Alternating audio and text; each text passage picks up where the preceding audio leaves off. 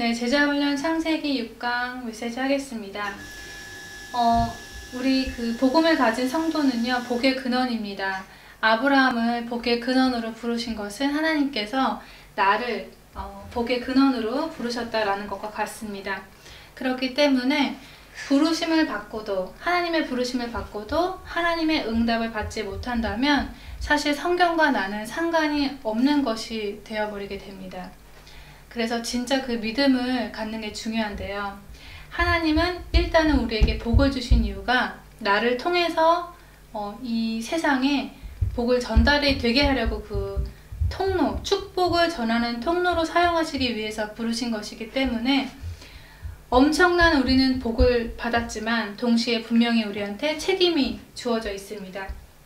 지금 이 시간에도요, 예수 그리스도를 몰라서 흑암 가운데 죽어가는 많은 사람들이 있습니다. 그 사람들을 살릴 수 있는 축복은 바로 복음을 가진 우리 성도들한테만 있습니다. 먼저 서론에요.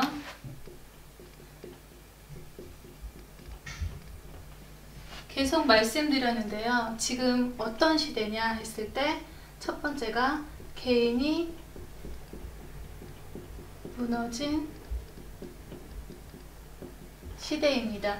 이 개인이 무너진 시대라는 것은 뭐냐면 우리가 창세기 3장에 하나님 말씀 떠난 이후에 각자 다 잘못 각인된 것들이 분명히 우리 개인들한테 있습니다. 예를 들면 부모로부터 물려받은 그런 체질이라든지 자기가 자라온 환경 같은 것을 통해서 분명히 상처와 감정 같은 것이 자기도 모르게 자신 속에 많이 숨겨져 있게 되면서 어떤 상황이 되는 시간표에 따라서 또 자기 생각과 감정으로 속기도 하고요. 또 그런 것들로 인해서 더 큰 문제를 만들기도 합니다. 그래서 사실 인간에게만 하나님이 생각할 수 있는 능력을 주셨어요. 그리고 자유의지라는 걸 주셨습니다.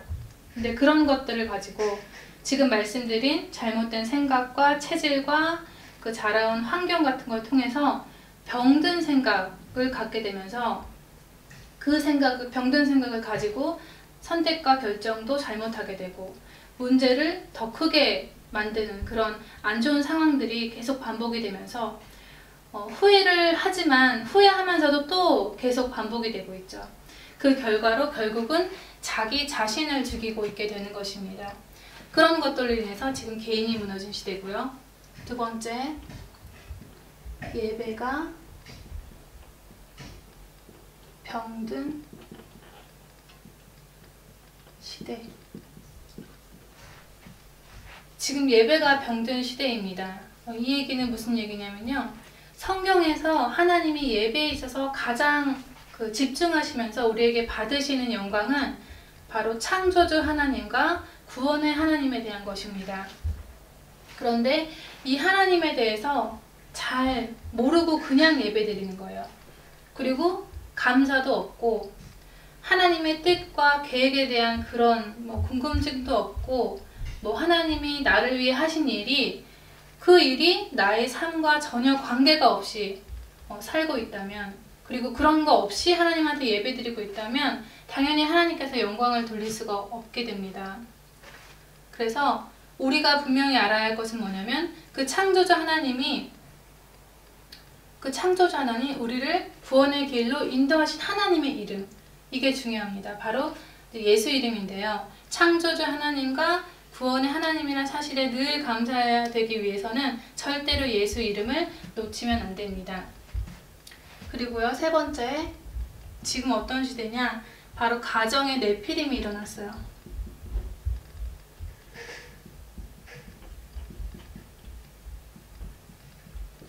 이거는 또 뭐냐면 하나님의 언약이 사라진 가정이에요.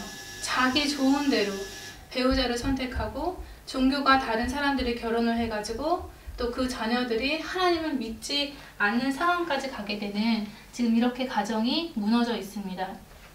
결국 그렇게 되면요, 사회에서 하나님을 대적하는 삶을 살게 되는 거죠, 그 자녀들은. 그래서 자기들이 성과 대를 하늘에 닿게 하면서도 본인들은 모르겠죠.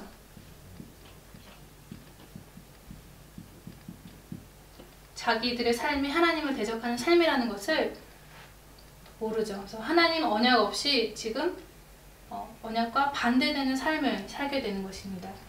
지금 이런 시대이기 때문에 하나님께서 주신 답이 뭐냐면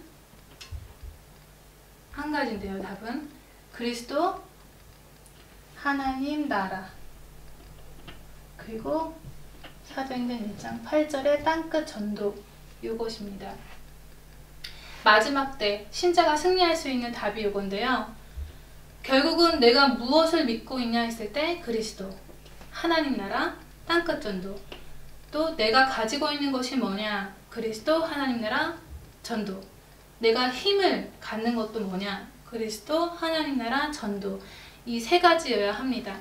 인간의 근본 문제 해결, 그리고 성령의 역사, 그리고 삶의 그 목적과 방향 없이는 절대로 지금 이 네 가지 문제를 해결할 수가 없습니다. 이 문제 때문에 하나님께서 이제 아브라함을 창세기 12장에 부르십니다. 아브라함을 부르셨어요. 아브라함아, 너는 본토 친척 아버지 집 떠나라. 내가 내게 지시할 땅으로 가라. 이제 이렇게 말씀하시죠. 일단은 이 아브라함에 대한 얘기는 굉장히 중요합니다. 아브라함 인생하고 우리 인생이 같아요. 그래서 지금 아브라함한테 주신 언약, 그 언약이 바로 우리한테 주신 언약이에요. 그래서 이 아브라함의 인생 보면서 이제 내 인생이 어떻다라는 것을 빨리 볼 수 있어야 됩니다. 아브라함을 부르시면서 본토 친척 아버지 집 떠나라고 하신 거는 지금 버리는 훈련을 시키신 건데요. 그 이유가 뭐냐면 하나님의 언약만 담기게 하기 위해서 지금 버리게 하신 것입니다. 그 언약을 가지고 복의 근원으로 삼고 땅을 기업으로 주기 위해서 지금 부르신 건데, 부름 받은 이후에 그 다음에 13장 보시면은 제목을 선택이라고 적혀 있습니다.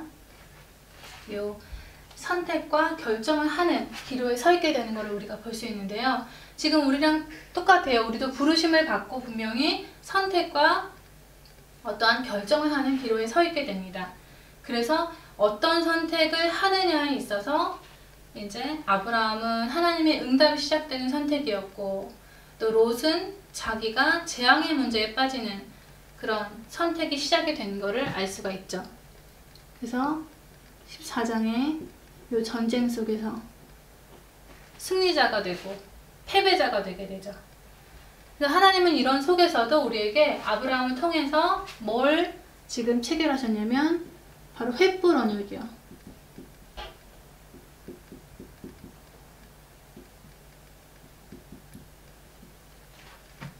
이 횃불 언약으로 이제 그 언약 체결을 하시면서 정말 하나님이 나한테 뭐 주신다, 무엇을 주신다라는 내용을 지금 말씀을 해주신 거예요. 그래서 우리는 확실하게 알고 가는 것입니다. 이 지금 횃불 언약을 통해서 그리스도와 땅을 기업으로 준다는 두 가지 약속을 하셨는데요. 그 약속은 절대 변하지 않는다고 히브리서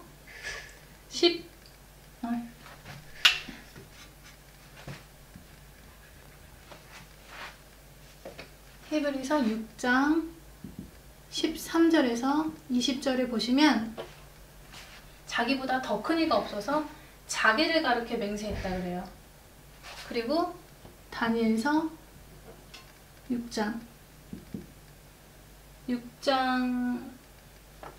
10절, 그리고 10절에 그 조서의 어인이 찍힌 것을 알고도 그랬어요. 그래서 하나님은 절대 이 강력한 언약에 대해서 변하지 않는다는 거죠. 절대 변하지 않기 때문에 우리는 이 언약 속으로 들어가야 되지, 언약 밖의 삶은 100% 실패하게 되어 있습니다. 16장이요. 16장에 보시면 언약을 잡고도 인본주의를 또 쓸 수가 있어요.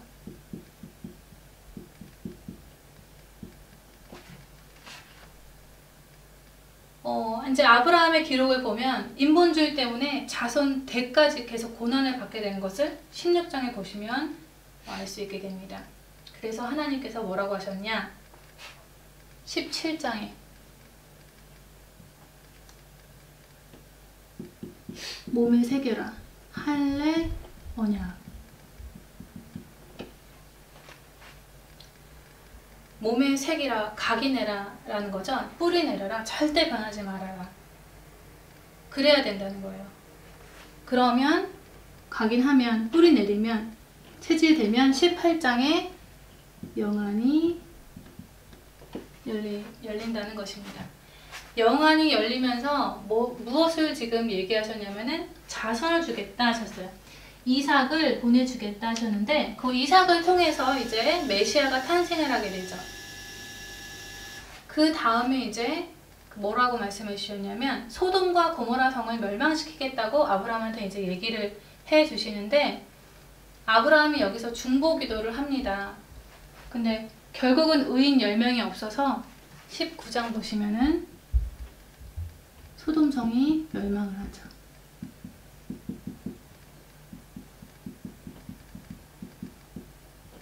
멸망한 이유도 보시면은 하나님의 말씀을 농담처럼 여겼더라. 하나님의 말씀을 우습게 여겼더라 그랬어요. 20장 아비멜렉.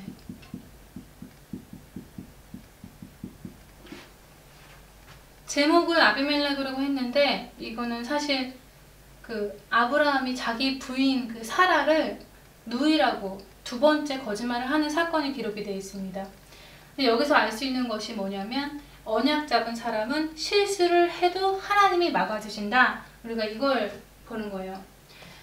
왜냐하면 왜 막아주시냐면 하나님이 아브라함이 아주 철저하게 그 자기 부인 사라를 어떠한 그런 목적 달성을 위해서 계획적으로 이제 누이라고 거짓말한 것이 아니잖아요. 본의 아니게 자기가 급해서 그 어떠한 두려움 때문에 실수를 했기 때문에 그 부분에서 하나님께서 아브라함 편을 들어줬고 그 아브라함의 죄를 막아주셨습니다. 그래서 이것도 우리의 근원적 축복이라고 할 수 있는 부분입니다. 그리고 21장에 언약이 성취가 되죠. 이삭이 탄생. 이삭 탄생. 하나님이 약속하신 언약의 성취입니다. 아들 준다고 했는데 100세에 정말 아들을 갖게 되면서 이삭이 탄생했는데 그 아들을 22장에 바치라 그래요. 이삭 바치다.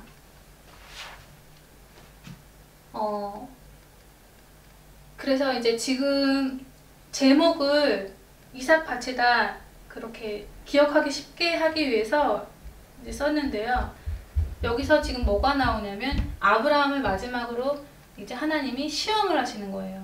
아브라함을 하나님께서 그 복의 근원이 되게 하기 위해서 끝까지 뭘 시켰냐면 이삭까지, 독자 이삭, 네가 사랑하는 독자 이삭까지 버리는 훈련을 하신 거예요. 그래서 여기서 우리가 볼 수 있는 것이 뭐냐면 진짜 우리가 복의 근원이 되려면 정말 다 버릴 수 있어야 된다. 다 버리고 하나님의 언약만 들어가야 된다라는 것을 알 수 있습니다. 하나님께서 그 한 가지를 원하십니다. 그래서 지난번에는 이제 22장까지 했고 오늘은 23장부터 27장까지 할 건데요. 일단은 지금 23장 보시면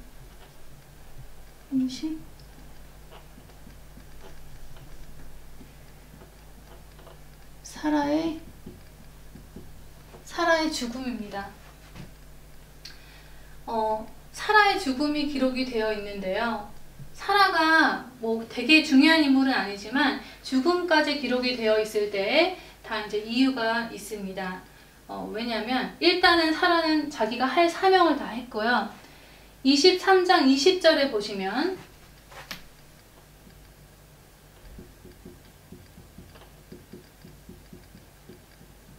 네, 지금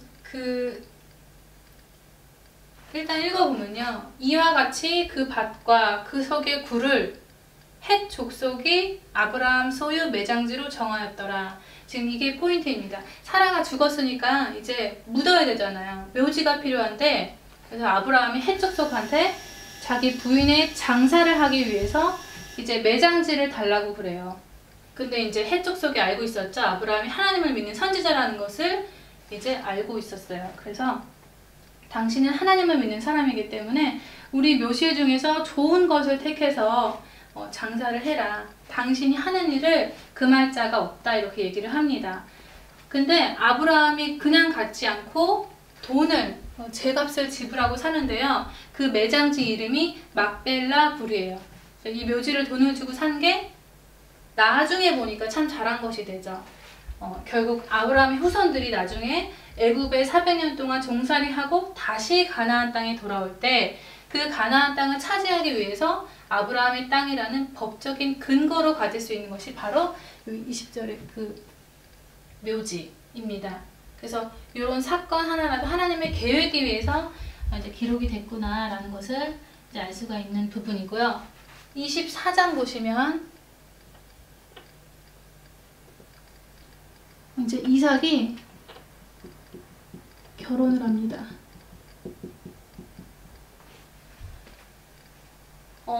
그 이삭이 이제 어느 정도 컸어요. 그래가지고 결혼을 하는데요. 모친 사라의 죽음으로 인해서 이제 슬프지만 또 이제 결혼이라는 걸 하면서 위로를 얻었더라 이렇게 기록이 되어 있습니다. 여기서 볼 수 있는 것이 구속사적인 세대 교체의 발판을 볼 수 있습니다. 세대 교체. 그리고 아브라함의 그 신실한 믿음을 볼 수 있는데요. 뭐냐면 이제 이삭의 결혼으로 인해서 이제 종을 시켜가지고 가나안 여자하고 결혼하지 않게 하고 자기 두 번째 고향 하란 거기 가서 친척 중에 아내를 데리고 오라고 이제 얘기를 해요, 종한테. 근데 종이 뭐라 그랬냐면 만약에 그 여자가 안 오면 이삭을 같이 하란에 데리고 갔다가 여자를 데리고 올까 이렇게 이제 물어봐요. 근데 이제 아브라함이 이삭은 데려가지 말라 그래요. 그 뜻이 뭐냐면 하나님은 우리를 가나안 땅에 있으라고 했기 때문에 떠나지 않겠다라는 신앙 고백입니다. 그래서 아브라함은 하나님이 그 일을 하실 거라는 신실한 믿음을 이제 갖고 있는 거죠. 그러면서 이제 이삭이 결혼을 하고요. 25장이요. 25장에는 이삭이 기도하는 내용이 나옵니다.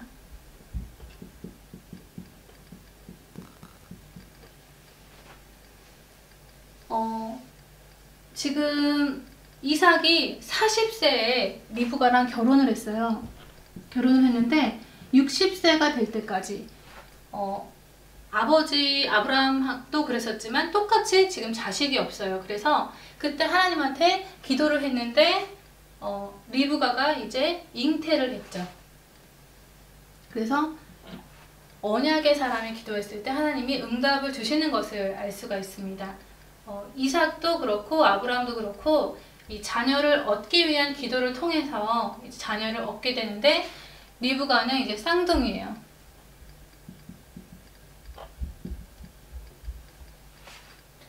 쌍둥이를 잉태했고 근데 하나님이 이제 그러죠. 두 민족이 네 복중에서부터 나뉜다 그러면서 큰 자는 어린 자를 섬기리라 이 얘기가 나옵니다. 그래서 이제 장자권에 대한 얘기가 나와요. 장자권 에서 야곱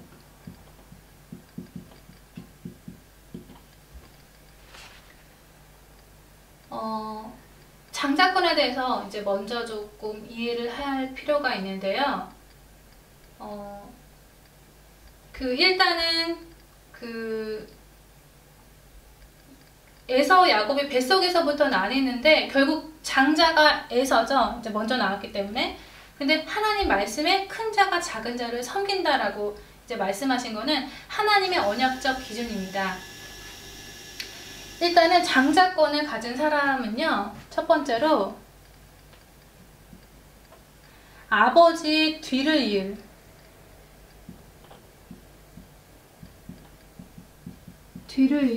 그 통솔권을 갖게 됩니다.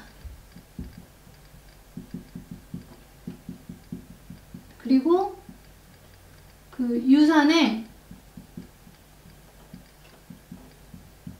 2배를 이제 갖게 돼요. 그리고 이때는 족장 시대이기 때문에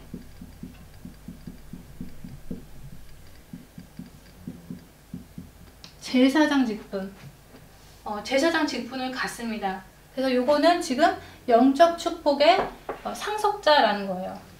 근데 요거를 33절에 보시면은 이제 팔잖아요. 배고파가지고 에서가 그 떡과 팥죽 한 그릇에 야곱이 지금 에서한테 오늘 내게 맹세해라 그래가지고요. 맹세하고 판지라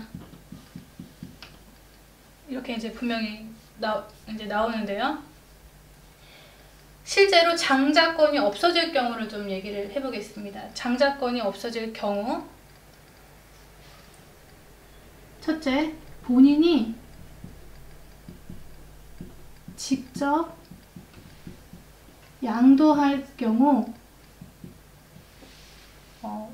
장자권이 지금 실질적으로 양도를 하게 돼 있고요. 그리고 두 번째, 어떤 경우에 없어지냐면 중대한 죄로 징계를 받을 때, 이때 이제 또 장자권이 없어질 수가 있고요. 세 번째는 그 아비의 직권,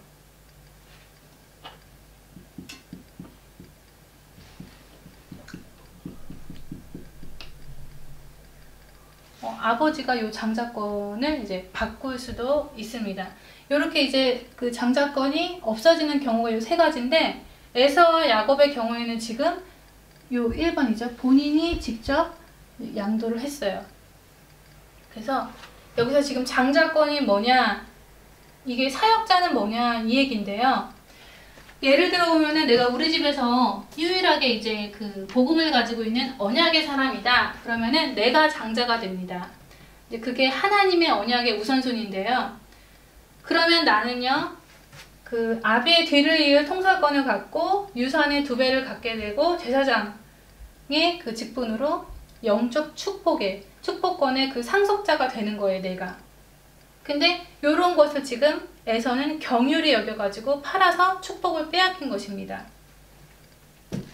그래서 26장에요. 26장에는 이제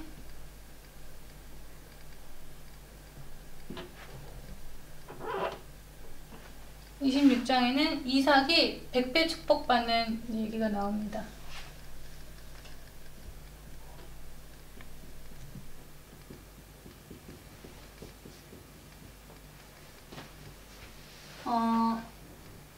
그 26장 1절에 보시면 아브라함 때 첫 흉년이 들었더니 그 땅에 또 흉년이 들었다 그래요. 이제 아브라함이 흉년 들었던 그때가 하나님이 아브라함 처음 부르셨을 때 창세기 12장이거든요. 그때 이제 하나님이 아브라함아 너는 본토 친척 아비집 떠나서 내가 내게 지시할 땅으로 가라. 그게 이제 가나안 땅이었죠. 그 가나안 땅에 아브라함이 갔는데 거기 기근이 들려 있어서 아브라함은 애굽으로 내려갔었어요. 근데 지금 그 땅을 지금 얘기하는 거거든요. 똑같이 흉년이 들었어요. 그래서 이삭이 그랄로 가서 블레셋 왕 아비멜렉에게 이르렀더니 이제 그러면서 이제 하나님이 이삭한테 나타나서 애굽으로 내려가지 말고 네가 내게 지시할 땅에 거하라 그랬어요. 그래서 이 땅에 네가 있으면 내가 너한테도 복을 주고 이 모든 땅 너와 네 자손한테 준다. 내가 네 아비 아브라함에게 맹세한 것을 이룬다고 이제 말씀을 하셨습니다. 그래서 아브라함한테 했던 약속이 너한테도 이어진다. 그러니까 내가 시키는 대로 해라. 이제 이 의미인데요. 그래서 이삭이 하나님 말씀을 듣죠. 애굽으로 안 내려가고 이제 그랄 땅에 거합니다. 이때 이삭이 그랄에 거하면서 그 사람들이 이삭의 아내 리브가에 대해서 이제 물어봅니다. 근데 지금 뭐냐면 그 자기 부인을 또 누이라고 거짓말을 하죠. 아버지랑 똑같이. 그래서 그 거짓말을 하는데 왜 거짓말을 했냐 하니까 리브가가 예뻐서 리브가로 인하여 자기를 죽일까 하여 그 두려움에 거짓말을 했다 그래요. 그 거짓말한 이유도 똑같아요. 근데 이제 이삭이 리브가를 껴안는 것을 그 아비멜렉이 창에서 보고 이삭을 불러가지고 너 왜 네 아내를 누이라고 거짓말했냐 그랬더니 이삭이 그러죠. 내 생각에 리브가가 예뻐서 리브가 때문에 내가 죽게 될까봐 두려웠다라고 말을 합니다. 그랬더니 아비멜렉이 그러죠. 네가 이렇게 하면 백성 중 하나가 네 아내랑 동침하기 쉬웠을 뻔했는데 그럼 너 때문에 우리가 죄를 지을 뻔하지 않았냐. 그러면서 모든 백성에게 말하기를 이삭이랑 그 아내 리브가를 건드리면 내가 이제 죽이겠다라고 보호를 합니다.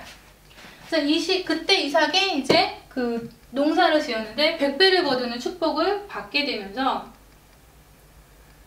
받게 이제 되는 거예요. 근데 이제 아비멜렉이 이삭을 가만히 보니까 자기네들보다 더 크게 이삭이 장성해지는 것 같은 거예요. 그래서 이제 이삭을 밀어냅니다. 밀어내는데도 이삭이 가는 곳마다 지금 어떤 일이 있었냐면 이삭이 가는 곳마다 아비가 그 팠던 우물이 있었어요. 근데 그 팠던 우물을 사실은 아비멜렉이랑 그 사람들이 우물을 다 메꿔놨었어요. 근데 이삭이 가면서 그 메꿔놓은 우물을 다시 파는데 샘의 근원을 얻는 축복을 받아요. 이 뜻이 이제 마르지 않는 축복이죠. 그래서 결국은 마지막에는 아비멜렉이 다시 자기 군대들이랑 이삭을 오히려 찾아와서 화해를 요청합니다. 내가 보니까 네가 하나님이랑 함께하는 것 같다 너하고. 그래서 너를 건드려봐야 우리가 나중에 당할 것 같다. 그러니까 우리 서로 싸우지 말자 그러면서 이제 맹세하면서 이제 마무리가 됩니다. 그래서 27장이에요. 오늘 27장까지 할 건데 여기에 이제 우리가 너무 잘 아는 축복기도 제목은 축복기도라고 적겠습니다. 이제 그 야곱이 형 에사처럼 속여가지고 축복기도를 받는 내용인데 여기서 먼저 사랑의 기준을 좀 보면요.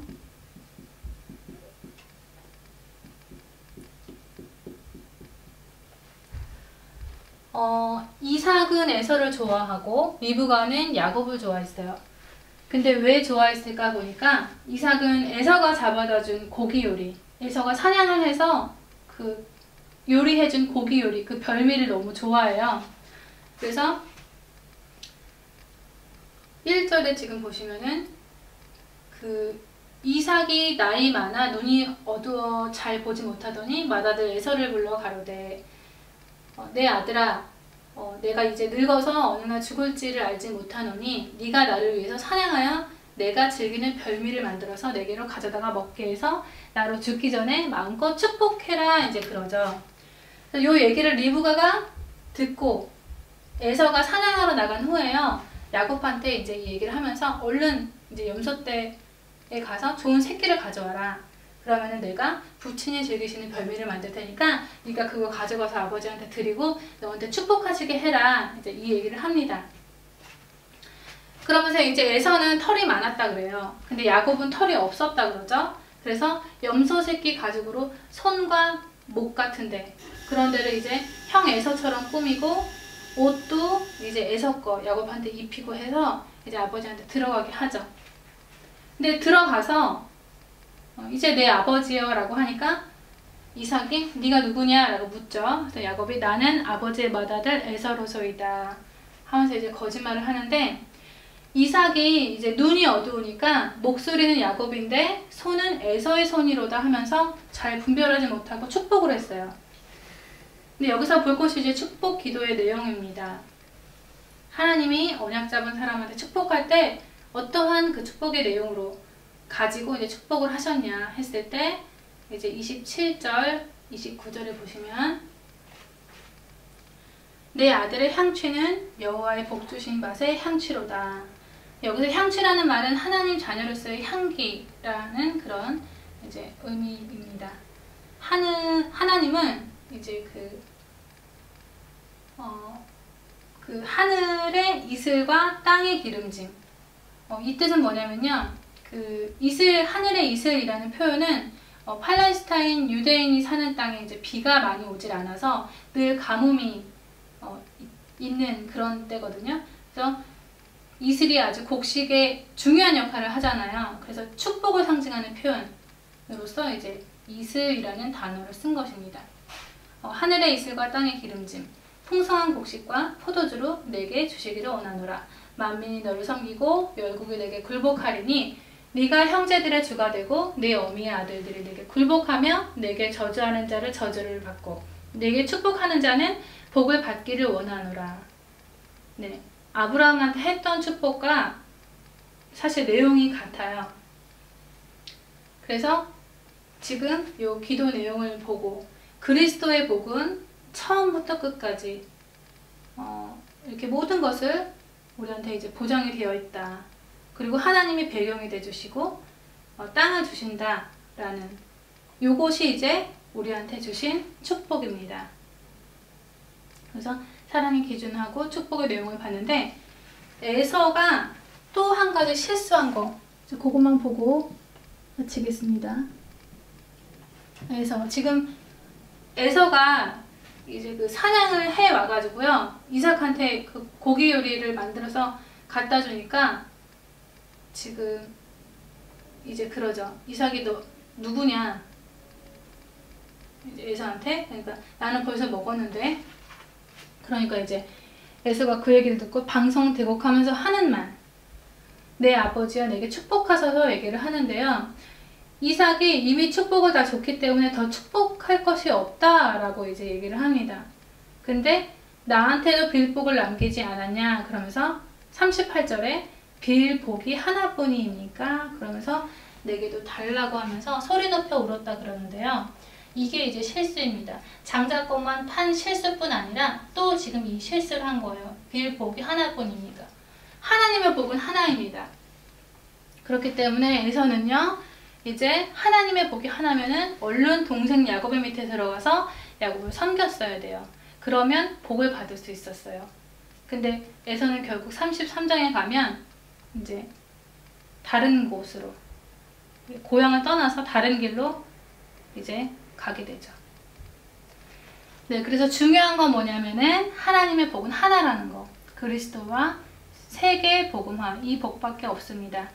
요것 때문에 하나님께서 하늘의 이슬과 땅의 모든 것으로 충분하고 만민이 우리를 위해서 열국이 우리한테 굴복을 한다는 것입니다.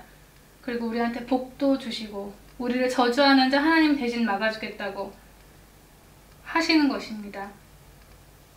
그래서 축복기도에서 야곱의 인본주의로 복을 뺏어갔지만 사실 야곱은 뱃속에 있을 때부터 복음을 받은 자였습니다.